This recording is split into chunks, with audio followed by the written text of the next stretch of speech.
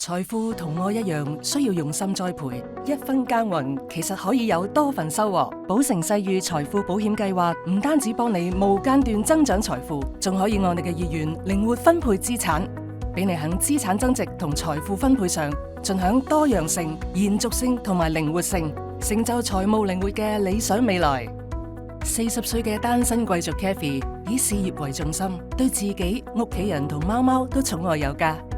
佢希望長遠穩定咁累積財富，等自己安享優質生活，同時想將財產靈活分配，好好答謝父母之餘，將來仲可以妥善照顧另一位至親，佢嘅細佬 Tony。Kathy 揀咗世裕財富保險計劃幫自己實現目標。眨下眼，55歲嘅 Kathy 開始想實現佢嘅退休大計。佢決定透過世裕財富保險計劃嘅開支散業選項，將保單分拆成3份，等每位摯愛都有專屬嘅財富方案，讓財富分配一步到位。為咗確保年邁嘅父母得到妥善照顧， Kathy 分別指定父母作為第一份保單嘅受益人，並各佔1半權益。當 Kathy 不幸離世，父母亦無需等候遺產承辦，各自獲得50% 身故賠償，以現金流即時解決生活所需。而喺第2份保單，除咗細佬 Tony 外，樂善好施嘅 Kathy 亦指定咗香港愛護動物協會作為保單受益人。當 Kathy 不幸離世，細佬 Tony 一筆過獲得90% 身故賠償，佢可以用呢筆款項為 Kathy 籌備身後事，減輕家人嘅負擔。同時，香港愛護動物協會亦一筆過獲得10% 身故賠償，以示 Kathy 回歸社會嘅心意，為保護毛孩出一分力。而我哋亦會根據 Kathy 透過愛轉贈選項嘅捐贈金額，額外支付有關金額嘅1%，俾香港愛護動物協會共襄善舉。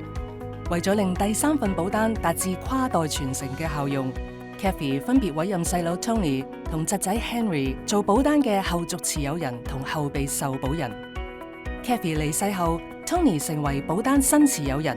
，Henry 亦成為咗新受保人。Tony 可以再委任屋企人作為後續持有人同後備受保人，確保保單一直無間延續落去。亦可以將保單價值繼續滾存，又或者提取部分或全部嘅現金價值，實現人生目標，或透過開支散業選項將保單再分拆，財富再分配。根據資料顯示，每10個70歲或以上嘅長者當中，就有1人患上認知障礙症。所以世裕財富保險計劃特設無行為能力選項，提供多一重靈活保障。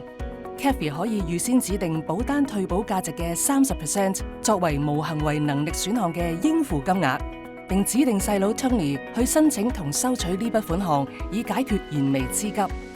當 Kathy 因受保疾病而導致精神或身體上無行為能力嘅時候，細佬 Tony 就可以利用呢筆資金照顧 Kathy， 應付生活開支之餘，保單亦可以繼續運作同埋增長。而且有關申請手續簡單，無需額外費用或任何法律程序，確保家人得到適時嘅支援。寶城世裕財富保險計劃，讓你實現今日夢想，助家人建立無憂未來，為愛傳承。